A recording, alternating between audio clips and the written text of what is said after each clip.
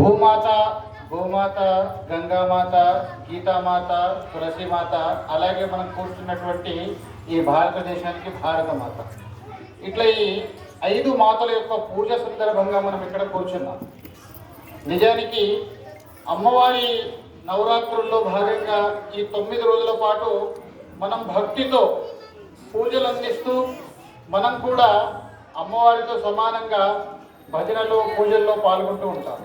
కానీ నిజానికి మనము ఈ పూజలు బహుశా అమ్మవారు అందుకోవడానికి మనం అదృష్టవంతులమా, లేకపోతే అమ్మవారికి పూజలు చేయడానికి మనకు వచ్చినటువంటి అదృష్టం ఒకసారి ఆలోచించాలి. దాని సందర్భంగా విషయం వచ్చినప్పుడు నాకు అనిపిస్తుంది, బహుశా ఈ సృష్టికి మూలం ఆది పరాశక్తి అమ్మవారు. అటువంటి అమ్మవారి స్వరూపమే మనకు ఈ 9 రోజులే కాదు, మన నిత్య జీవితంలో కూడా ఈ ప్రకృతిని మనం ఎంతైతే పూజిస్తున్నామో, ఈ ప్రకృతిని మనకు అందించినటువంటి క్షీరసాగర మధురంలో మొట్టమొదటగా వెలువడినటువంటిది గోమాత, సురభి మాత అని అంటాం మనం. సురభి మాత 33 కోట్ల దేవతలకు నిలయం.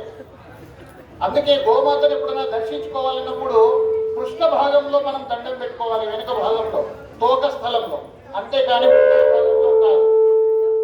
ఇక రెండవది మన యొక్క గంగామాత. మనం గంగామాతని పవిత్రంగా మన ఇంట్లో ఏదైనా పుణ్యకార్యాలు జరిగినా, ఏదైనా ఇంకా సంఘటన జరిగిందా అన్నదాన్ని పవిత్రంగా భావిస్తాం. మనం గంగా జలంతో మనం అర్చన చేస్తాం. మూడవది తులసి మాత. 24 గంటల పాటు ఆక్సిజన్ ఇస్తూ మనందరికీ ఆరోగ్యాలు చూసుకుంటూ ప్రతినిత్యం మనం పూజలు అందిస్తున్నటువంటి మాత తులసి మాత. ఇక 4వది గీతామాత. బహుశా ప్రపంచంలోనే మనిషి అనేవాడు మనిషిలాగా బ్రతకాలి అనేటువంటి విషయాన్ని ప్రతిపాదించినటువంటి పుస్తకం అని అనకూడదు, అటువంటి గీతామాత భగవద్గీత. ఇక మనం ఏదైతే నేలపై పుట్టి నేలపై పెరిగి నేలలోనే కలిసిపోతున్నామో అటువంటిది భూమాత. వీటికన్నిటికీ కూడా మన ధర్మమే కారణం అంటారు. మన ధర్మం అనేటువంటిది మనది మతము కాదు, మతము అనడానికి ఆస్కారం కూడా లేదు. మనది ధర్మం. ఒక మనిషి అనేవాడు మనిషిలాగా జీవించాలి అనడానికి దారి చూపేటటువంటిది ధర్మం అంటారు. అటువంటి ధర్మము ఒక 3 విషయాలు మనం గుర్తు పెట్టుకోవాలి. మొట్టమొదటిది మన యొక్క ఆధ్యాత్మిక చింతన, రెండవది మన యొక్క సంస్కృతి ఆచార వ్యవహారాలు, మూడవది మన యొక్క కుటుంబ వ్యవస్థ. ఈ 3 విషయాలకు వచ్చినప్పుడు మొట్టమొదటిది మన ఆధ్యాత్మిక చింతన. నా ఆధ్యాత్మిక చింతన ఎంత గొప్పది అని అంటే, సాక్షాత్తు తన గానామృతంతో వర్షాన్ని కురిపించినటువంటి తుంబురుడు అనేటువంటి పుట్టినటువంటి ఆధ్యాత్మిక చింతన నాది. నీటితో దీపాలు వెలిగించినటువంటి మంజునాథులు నడిచినటువంటి నేల నాది. ఎంతో ఏదైతే ఆదివాస తెగలను మనం సమ్మక్క సారక అంటున్నామో, 2,30,00,000 మందిని ఒక్క చోటకు చేర్చేటువంటి సమ్మక్క సారక జాతరలో కూడా నా ఆధ్యాత్మిక చింతన కనబడుతుంది. నా ఆధ్యాత్మిక చింతన ఎంత గొప్పది అని అంటే, సాక్షాత్తు భగవంతునితో లీనమైనటువంటి మీరాబాయి నా ఆధ్యాత్మిక చింతనలో కనబడుతుంది. నా ఆధ్యాత్మిక చింతన ఎంత గొప్పది అని అంటే, సాక్షాత్తు భగవంతునితో అమ్మవారిని ప్రత్యక్షం చేసుకుని మాట్లాడినటువంటి రామకృష్ణ పరమహంస మనకు కనబడతారు. నా ఆధ్యాత్మిక చింతన ఎంత గొప్పది అని అంటే, ఈ ధర్మ యుద్ధంలో పోరాటం చేయడానికి నీ శక్తియుక్తులే కాదు, ఈ వినాశనానికి దూరమైనటువంటి మొఘలాయలని వధించడానికి అమ్మవారి దగ్గర నుంచి ఆయుధం తీసుకున్నటువంటి ఛత్రపతి శివాజీ మహారాజు మనకు కనబడతాడు. ఇది నా ఆధ్యాత్మిక చింతన. నా ఆధ్యాత్మిక చింతనను చూసి ఈరోజు ప్రపంచం అంతా కూడా నన్ను చూసి నేర్చుకునేటువంటి ప్రయత్నం చేస్తా ఉంది. ఇక రెండవది నా సంస్కృతి ఆచారాలు. నా సంస్కృతి ఆచార వ్యవహారాలు ఎంత గొప్పవి అంటే, రాయిని రప్పని చెట్టుని చీమని ప్రతి దాన్ని కూడా దేవుళ్లాగా పూజించమని కోరుకుంటుంది నాకు సంస్కృతి. నా సంస్కృతి ఎంత గొప్పది అని అంటే, నా సంస్కృతిలోనే ఎత్ర నార్యంతు పూజంతే రమంతే తత్ర దేవత అని అంటారు. ఎక్కడైతే స్త్రీలు పూజించబడతారో అక్కడ దేవతలు నివసిస్తారు అని అంటారు. అందుకే నా దేశంలో ప్రతి స్త్రీ కూడా దేవతతో సమానంగా చూసేటువంటి సంస్కృతి ఎక్కడైనా ఉంది అంటే అది నా ధర్మంలో కనబడుతుంది. నాకు పురాణ కాలం నుంచి కూడా నా ధర్మంలో స్త్రీకు ఇచ్చేటువంటి విలువ చాలా గొప్పది. మీరు చూడండి, ఎవరైనా భద్రాచలం వెళ్ళొచ్చారు, ఏ దేవుణ్ణి దర్శనం చేసుకొని వచ్చారు అని అంటే సీతారాముడిని దర్శనం చేసుకొని వచ్చారు అని అంటారు. యాదగిరి గుట్ట వెళ్ళారు, లక్ష్మీ నరసింహస్వామి అని అంటారు, లేదంటే ఎక్కడన్నా పార్వతీ పరమేశ్వరుడు అంటారు, లేదంటే ఉమామహేశ్వరుడు అని అంటారు. అంతే తప్ప పార్వతీ పరమేశ్వరుడికి బదులు పరమేశ్వరుడు పార్వతి అనేటువంటిది సంబోధన జరగదు. సీతారాముడు అని సంబోధిస్తాం తప్ప రాముడు సీతను మనం ఎక్కడ సంబోధించము. లక్ష్మి నరసింహస్వామి అని సంబోధిస్తాం తప్ప నరసింహస్వామి లక్ష్మి అని సంబోధించము. అంటే దేవతల నుంచి కూడా స్త్రీమూర్తికి ఇచ్చేటువంటి విలువ ఎక్కడైనా కనబడుతుంది అంటే అది నా సంస్కృతిలో కనబడుతుంది. ఈ విషయాన్ని మీరు గుర్తుపెట్టుకోవాలి. నా సంస్కృతిలో తప్ప మిగతా సంస్కృతిలో ఎక్కడైనా కానీ స్త్రీ అంటే ఒక ఆట వస్తువు, స్త్రీ అంటే వాడుకునేటువంటి వస్తువు, స్త్రీ అంటే మంత్రగత్తులు అనేటువంటి మతాలు, ఏడాది మతాలు నా దేశంలో కనబడితే నా దేశం మాత్రము స్త్రీకు ఇచ్చేటువంటి పెద్ద పీట ఎంత గొప్పదో తెలుసా? మాతృవత్పరదారి. పెళ్ళయ్యేంత వరకు ప్రతి స్త్రీని తల్లిలాగా చూడమని కోరుకుంటుంది నా సంస్కృతి. నా సంస్కృతి ఎంత గొప్పది అని అంటే చిన్న ఆహ్వాన పత్రం పలికినా కానీ అందులో ఆహ్వానించే వారి దగ్గర శ్రీమతి మరియు శ్రీ, చివరిలో కూడా ఆహ్వానించే వారి దగ్గర స్త్రీ పేరు ముందు వచ్చేసి తర్వాత అయ్యగారి పేరు వస్తుంది. ఇది నా సంస్కృతిలో తప్ప మీకు ఇంకెక్కడ కనబడదు. నా స్త్రీకు ఇచ్చేటువంటి పెద్ద పీట ఎక్కడ కనబడుతుందో అటువంటి స్త్రీకు ఇచ్చేటువంటి విలువ ఉన్నటువంటి దేశంలో, అటువంటి ధర్మంలో మనము జన్మించినందుకు మనం సంతోషపడాలి. నా సంస్కృతి ఎంత గొప్పది అని అంటే బొట్టు పెట్టుకోవడంలో నాకు శాస్త్రం ఉంది, విజ్ఞానం ఉంది. గాజులు వేసుకోవడంలో శాస్త్రం ఉంది, విజ్ఞానం ఉంది. మెడలో తాలిబొట్టు కట్టుకోవడంలో శాస్త్రం ఉంది, విజ్ఞానం ఉంది. కాళ్ళకు మచ్చలు పెట్టుకోవడంలో కూడా శాస్త్రము విజ్ఞానం ఉంది. గడపకు పసుపు రాయడంలో ఉంది, గడపకు తోరణం కట్టడంలో ఉంది. 2 చేతులతో చప్పట్లు కొట్టడంలో కూడా నాకు సైన్స్ ఉంది, శాస్త్రం ఉంది. ఇది నా ధర్మం యొక్క గొప్పతనం. నా సభ్యత సంస్కృతుల గురించి మాట్లాడుకుంటూ వెళ్తే ఈ రోజు మనకు సమయం సరిపోదు. నా సంస్కృతి యొక్క గొప్పతనాన్ని, ఈరోజు హిందూ ధర్మం నశించిపోవాలి అంటే ఇక్కడ ఉన్నటువంటి సంస్కృతిని నశింపజేయాలి. ఆ మధ్యలో దిల్సుఖ్ నగర్లో చాలా కోచింగ్ సెంటర్లు వెలువడ్డాయి. ఆ కోచింగ్ సెంటర్లలో ఏం నేర్చుకోవడానికి వచ్చావమ్మా అని ఒక కాలేజీ విద్యార్థిని అమ్మాయిని అడిగితే నేను మేనేజ్మెంట్ స్కిల్స్ నేర్చుకోవడానికి వచ్చాను అని అన్నది. నేనేమన్నానంటే మీరు మేనేజ్మెంట్ స్కిల్స్ నేర్చుకోవడానికి మీరు లక్షలు ఖర్చు పెట్టాల్సిన అవసరం లే. ఒక అమ్మని 24 గంటల పాటు మీరు గమనించండి. ఒక భర్తకు భార్యలాగా, పిల్లలకు తల్లిలాగా, అత్తకు కోడలిలాగా, ఇంట్లో వంట చేసేటప్పుడు ఒక కుక్కలాగా, ఊడ్చేటప్పుడు పని మనిషిలాగా, బట్టలు ఉతికేటప్పుడు ఇంకోలాగా ప్రతి స్త్రీలో ప్రతి టైం టేబుల్ ప్రకారం ఎవరికి ఏమి కావాలో అందిస్తుంది కదా, అదే మేనేజ్మెంట్ స్కిల్స్ అంటే. మీరు ఇంకో లక్షలు పెట్టాల్సిన అవసరం లేదు. ఒక అమ్మని 24 గంటలు మీరు అబ్జర్వ్ చేస్తే సరిపోతుంది, మీకు మేనేజ్మెంట్ స్కిల్స్ వచ్చేస్తాయి. కానీ ఈరోజు అమ్మకు ఇచ్చేటువంటి విలువ ఎక్కడ కనబడుతుందో మీరు చూడండి. అమ్మకి ఇచ్చేటువంటి విలువ ఈరోజు పిల్లల్లో కనబడుతుందా? నేరుగా డీలింగ్సే. కిరాణానికి పోయి ఏదైనా తీసుకురమ్మన్నాం అనుకో, 10 రూపాయలు ఇస్తావా, అయితే తీసుకుంటా, లేకపోతే లేదు. అంతా బిజినెస్ డీలింగ్సే. కానీ ఇది కాదు. ఏదో మా పిల్లాడు చదువుకుంటున్నాడండి, చదువుకుంటూ మొబైల్కు బానిస అయ్యాడండి. బానిస అవ్వడమే కాదు, ఈరోజు యువత సుమారుగా 13 సంవత్సరాలు కూడా రాకముందే పబ్జీల పేరు మీద, ఏదో ఫ్రీ ఫైర్ల పేరు మీద బిజీ అయిపోతే తల్లి మాత్రం ఈరోజు టీవీ సీరియళ్ల మధ్యలో బిజీ అయిపోతుంది. సీతమ్మ వాకిట్లో సిరిమల్ల చెట్టు, మొగలి రేకులు, చిన్నారి పెళ్లి కూతురు, దీంట్లో మధ్యలో సీరియళ్ల ప్రభావం ఎంత చూపెడుతుందంటే, ఆ మధ్యలో ఒక కార్యకర్త వాళ్ళ ఇంటికి నేను భోజనానికి వెళ్ళాను. భోజనానికి వెళ్తే సహజంగా ప్రచారకులం కాబట్టి ఇళ్ళకి వెళ్తాం భోజనానికి. అలా వెళ్తే నేను వెళ్ళాను, కొంత ఆ కుటుంబంతో సాన్నిహిత్యం ఉంది కాబట్టి అమ్మ వచ్చారు ఇట్లా సార్, ఏం పర్లేదు నివాసు, అక్కడ కుక్కర్ ఉంది, దాంట్లో కర్రీస్ ఉన్నాయి, రైస్ ఉన్నాయి, పెట్టుకొని తిను, సీతమ్మకిట్లో సిరిమల చెట్టు వస్తుంది కదా, దీని తర్వాత వస్తాను. ఈ సీరియల్ల ప్రభావం ఎంత గొప్పగా వస్తుందంటే, ఆ మధ్యలో ఒక వాట్సాప్ లో వీడియో వచ్చింది. చిన్న పాప తల్లి నిలబడి వంట చేస్తుంది గ్యాస్ దగ్గర. చేస్తుంటే ఆ చిన్న పాప ఏమంటుంది తెలుసా? అమ్మ ఆ కత్తి నాకు ఇవ్వవే అని అడిగింది. ఎందుకే? ఫలానా సీరియల్లో చిన్నారి పెళ్లి కూతుర్లో కత్తి కొట్టి నాన్నమ్మని పొడిచింది కదా, నేను కూడా పోయి పొడుస్తాను. ఇదేనా? ఇది కాదు కదా. పిల్లలు ఎక్కడైతే యువత మొబైళ్లకు బానిసైతే, ఈ రోజు మనం టీవీ సీరియళ్ల మధ్యలో బానిసలైపోతే పిల్లలకు లభించేటువంటి సంస్కారం ఎక్కడొస్తుంది? ఒక కన్ని తల్లి నాతో మొరబెట్టుకుంది షాద్ నగర్ నుంచి. ఏమండి, మోడిది 10వ తరగతి అయిపోయింది, చాలా మొబైల్లకు బానిస అయిపోయాడు, ఇంకా కొంచెం హద్దులు మీరిపోయాడు అని. నాకు బాధ అనిపించింది. ఏ పిల్లాడికి ప్రేమ పేరు మీద 2 నెలల క్రితం పరిచయమైనటువంటి యువకుడు, 20 సంవత్సరాలు పెంచుకున్నటువంటి నా ఆడపడుచు 2 నెలలకు పరిచయమైనటువంటి వాడితో ప్రేమ వ్యవహారం నడిపిస్తుంటే 20 సంవత్సరాల ప్రేమ ఈ అమ్మాయికి ఎందుకు అర్థం కాలేదు? ఏదైతే 9 నెలల 9 రోజుల పాటు పెంచి పోషించి కన్నటువంటి ఆ తల్లి ప్రేమ వాడికి ఎందుకు అర్థం కాదు? చిన్న దెబ్బ తగిలితేనే నా ప్రాణం తల్లడిల్లిపోతుంది కదా.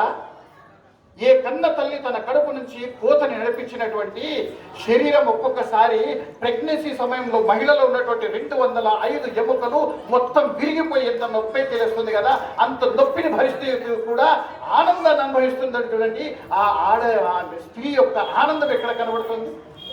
9 నెలల పాటు 9 రోజుల పాటు పెంచి పోషించి ప్రపంచాన్ని పేగు తెంచుకున్నటువంటి ఆ సంతానానికి ప్రేమ వీళ్ళ ఎందుకు తెలియదు?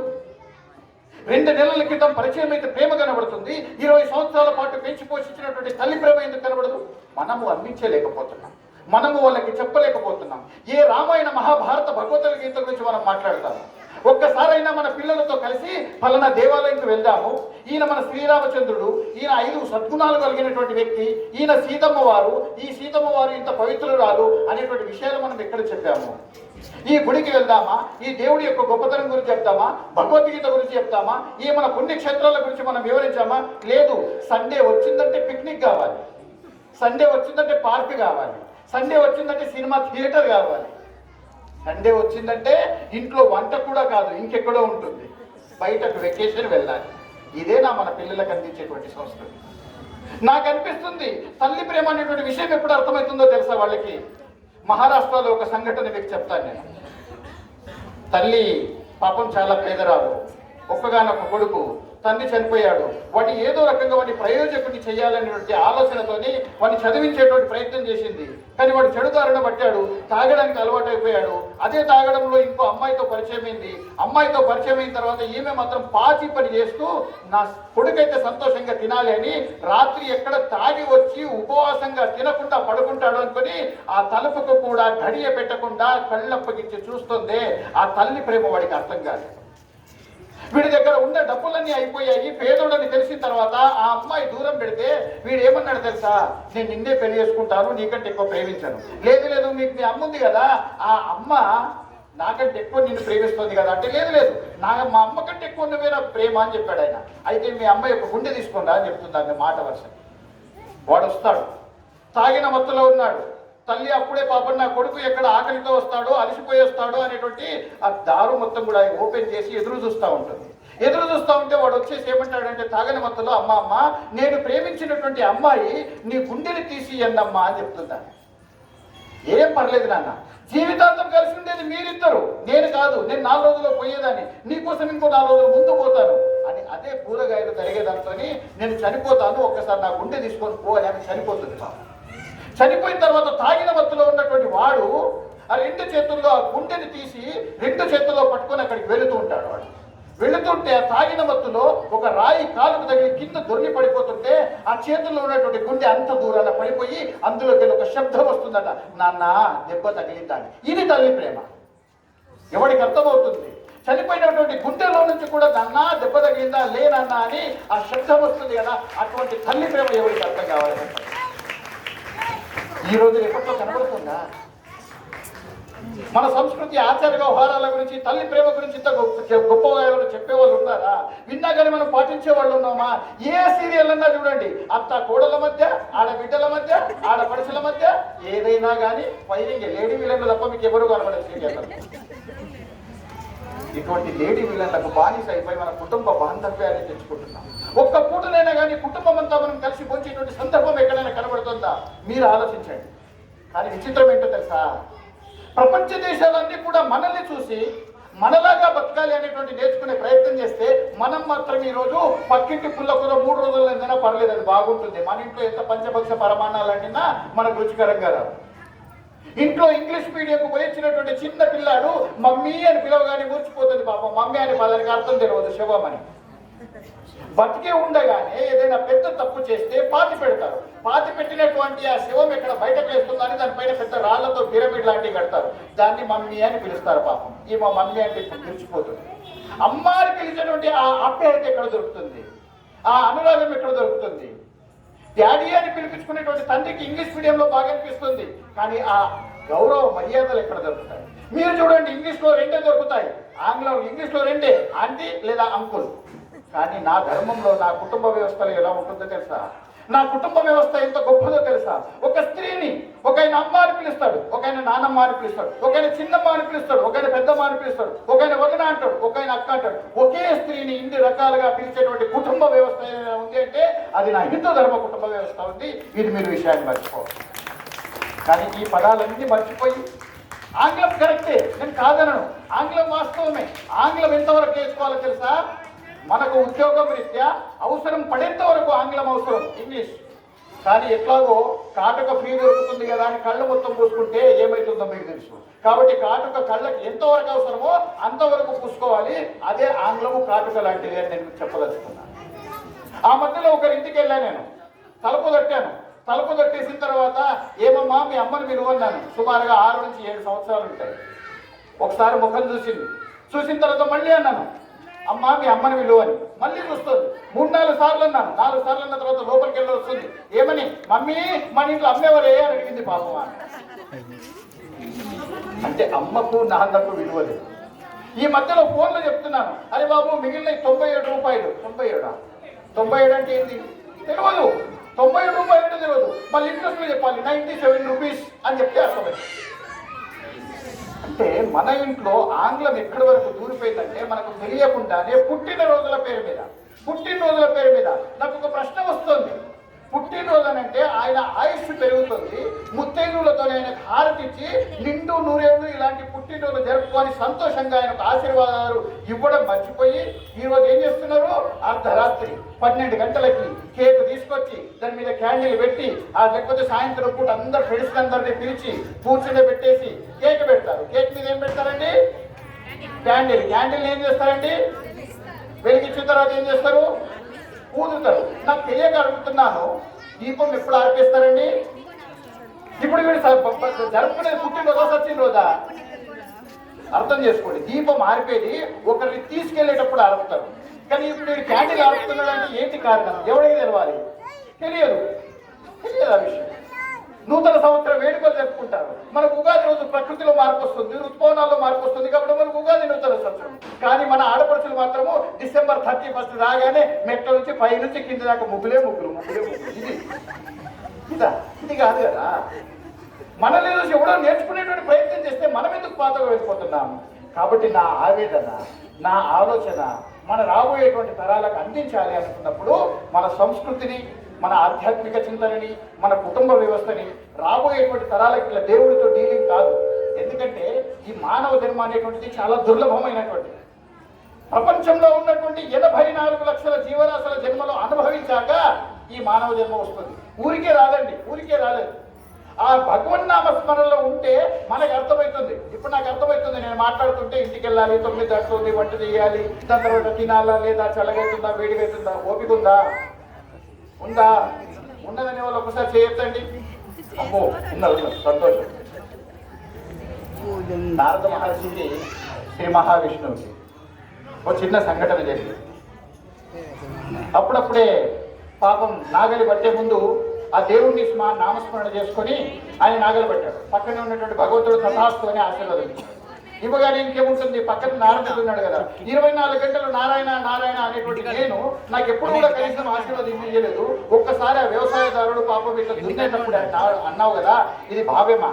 ఉన్నది భగవంతుడు. కాబట్టి ఏమంటాడంటే నారదుడికి అర్థమైపోయి నారదా, ఒక కుండలో నిండుగా నెయ్యితో నిండినటువంటి కుండ తీసుకోనమంటాడు. ఆయన తీసుకొని వచ్చిన తర్వాత నేనేదైతే ఈ మేలుగురి పదం దగ్గర ఉన్నానో దీన్ని ఒక ప్రదక్షిణ చేసుకుంటా అంటాడు. కానీ వెళ్ళేటప్పుడు ఏమంటాడంటే ఇందులోకి వెళ్ళి ఒక్క చుక్క కూడా కింద పడకూడదు. 2 చేతుల్లో ఆ కుండ పట్టుకొని అలా ప్రదక్షిణకు వెళ్ళిపోతాడు ఆయన. ఇక్కడ భూలోకంలో 24 గంటలు గడుస్తాయి. అక్కడ భగవంతుడు ఒక గడియ గడిచింది అనుకోండి. ఆయన వచ్చిన తర్వాత అక్కడ వెళ్తాడు, నారదుని అడుగుతాడు, ఈ పర్వతం చుట్టూ ప్రదక్షిణ చేయడానికి నీకు ఎంత సమయం పట్టింది? 24 గంటల సమయం భూలోకంలో పడితే నాకు ఒక గడియ సమయం పట్టింది. ఈ ఒక గడియలో నన్ను ఎన్నిసార్లు తలుచుకున్నావు నువ్వు? నిన్నెక్కడ తలుచుకునే స్వామి? ఇందులోకి ఎక్కడ ఒక చుక్క కింద పడుతుందని టెన్షన్తో ఉన్నామా అని అంటాడు ఆయన. కానీ ఈ 24 గంటల్లో మనం చేసేటువంటి ప్రతి పనిలో కూడా దేవుణ్ణి చూస్తాం. కూర్చున్నప్పుడు రామకృష్ణ అంటాం, తుమ్మినప్పుడు రామకృష్ణ అంటాం, లేచినప్పుడు అంటాం, అన్ని ప్రతి క్షణాల్లో ఉంటాం. కానీ ఈ రోజుల్లో మొత్తం ఫ్యాషన్గా మారిపోయింది. ఏంటో తెలుసా? కరాగ్రే వసతే ఫేస్బుక్, కరము లేదు వాట్సాప్, కరమధ్యేతు ఇన్స్టాగ్రాము, ప్రభాతే మొబైల్ దర్శనం అయిపోయింది. కరాగ్రే వసతే మొబైల్ దర్శనం పొద్దున్న లేవగానే అయిపోయాయి. వాట్సాప్లో ఎన్ని స్టేటస్లు వచ్చినాయి, ఎన్ని ఏమంటారు గ్రూప్లలో వచ్చినాయి, ఇదే అలవాటు. కానీ మీరు ఆలోచించండి, నారదుడికి అది సంతృప్తి కాలేదు. నేరుగా భూలోకానికి వచ్చి అప్పుడప్పుడే కుళ్ళిపోయినటువంటి ఒక చెత్తలో నుండి ఒక పురుగు జన్మిస్తుంది. ఆ జన్మిస్తుంటే దాని చెవిలో భగవన్నామస్మరణ చేయగానే ఆ పురుగు చనిపోతుంది. మళ్ళీ భగవంతుడి నారదుడి దగ్గరికి వస్తాడు. నారదుని ఏమనంటే ఇప్పుడిప్పుడే ఒక సీతాకొక చిలుక బయటకు వస్తుంది, దాని చెవిలో చెప్పమంటాడు. మళ్ళీ దాని చెవిలో చెప్తాడు, ఆ సీతాకొక చిలుక చనిపోతుంది. అడవి లోపల ఇప్పుడిప్పుడే ఒక లేడీ తన సంతానాన్ని కట్టుద్ది, దానికి వెళ్ళి నా పేరు చెప్పు నారదా అని అంటాడు. భూలోకానికి వస్తాడు. అడవిలో జన్మించినటువంటి ఆ లేడీ చెవిలో చెప్పగానే ఆ లేడీ చనిపోతుంది. మళ్ళీ పైకి వస్తాడు నారదుడు. మళ్ళీ భగవంతుడు చెప్తాడు, ఇప్పుడిప్పుడే ఒక గోమాత లేఖదుడని కంటుంది, దాని చెవిలో నా చెప్పు నారదా అంటాడు. కానీ నారదుడికి అప్పటికీ 4 కనబడతాయి. ఎవరి చెవిలో చెప్తే వాళ్ళు పుట్టుకోమన్నారు. బహుశా గోమాత చెవిలో కూడా చెప్తే గోమాత పోయిందనుకోండి, 3 కోటి దేవతలకు నిలమైనటువంటి ఆ గోమాతని చంపిన పాత్ర నాకు జరుగుతుంది, నేను వెళ్ళను. కానీ భగవంతుడి మీద ఉన్నటువంటి విశ్వాసం ఆయన పంపిస్తే భూలోకానికి వచ్చి ఆ లేఖదుడ ఎప్పుడైతే జన్మనెత్తుతుందో దాని చెవిలో చెప్పగానే అది చనిపోతుంది. చనిపోయిన వెంటనే లభోదేమో లభోదేమో అంటూ భగవంతుడి దగ్గరికి వెళ్తాడు. ఏమైంది స్వామి అంటే, ఏం లేదు, చిట్ట చివరి పరీక్ష అంటాడు. ఈ దేశం యొక్క మహారాజు పెళ్ళయి 25 సంవత్సరాలైంది, పిల్లలు లేరు, పుట్టక మొన్న కొడుకు పుట్టిండు, ఆయన ఈరోజు బారసాల ఉంది, ఆయన దగ్గరికి వెళ్ళి నా పేరు చెప్పిరా అని అంటాడు. ఎవరు దగ్గర చెప్తే వాళ్ళు ఏమయ్యారు? చనిపోయారు. ఇప్పుడు ఈయన పుట్టక 25 సంవత్సరాల తర్వాత పుట్టాడు. ఈయన చెప్పారు అనుకోండి, ఏమైతుందో ఆయనకు తెలుసు. కానీ భగవంతుడి మీద ఉన్నటువంటి విశ్వాసంతోనే నారదుడు భూలోకానికి వచ్చేసి ఆ అంతఃపురంలోకి ప్రవేశిస్తుంటే సాక్షాత్తు నారద మహర్షి అంటే దేవఋషి, ఆయన వస్తుంటే పూర్ణ కుంభంతో స్వాగతం పలికిన తర్వాత ఎక్కడైతే ఉయ్యాలలో చిన్న బాలుడు ఆడుకుంటూ ఉన్నాడు. ఆయన దగ్గరికి వెళ్ళి నిలబడేసి చెప్పాలా వద్దా చెప్పాలా అనే అనుమానంతో ఆ భగవన్నామస్మరణతో ఆ అబ్బాయి చెవులోపట ఒక్కసారి ఆ దేవుడి పేరు తలుచుకుంటాడు. తలుచుకోనే ఒక్కసారి మొత్తం స్తబ్దంగా ఏర్పడి ఆ ఉయ్యాలలో బాలుడు లేచి కూర్చొని, దేవరిషి నీకు 100,000,000 పాదాభివందనాలు. ఎందుకో తెలుసా?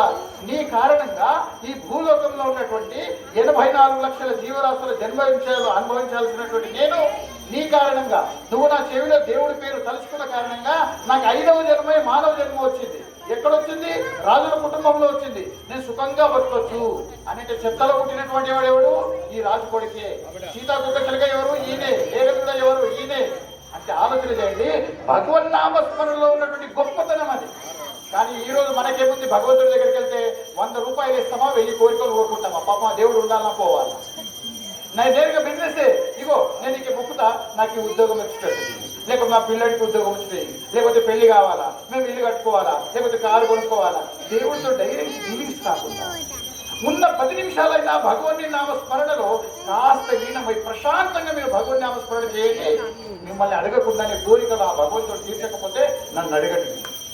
ఎక్కడు మీరు ఆలోచన చేసి ఇప్పటి నుంచి అయినా కానీ మన ధర్మాన్ని, మన సంస్కృతిని కాపాడుతూ ఇటువంటి ఆధ్యాత్మిక చింతనలో ఈ 9 రోజులు కాకుండా మన ఇంట్లో నిరంతరం మన పిల్లల్ని కూర్చుండబెట్టుకొని మన దేవుడు, మన లలిత సహస్రనామం, విష్ణు సహస్రనామం, ఇవన్నీ శ్లోకాలు పిల్లలకు నేర్పించండి.